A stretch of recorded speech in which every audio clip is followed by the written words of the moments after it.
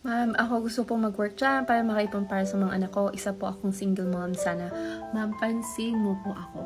Grabe, ang dami kong nakikita mga single moms na gustong mag-Canada. And ewan ko ba, parang nasa-sense ng algorithm na I'm also a single mom. So, single mom ako nung pumunta ako dito sa Canada.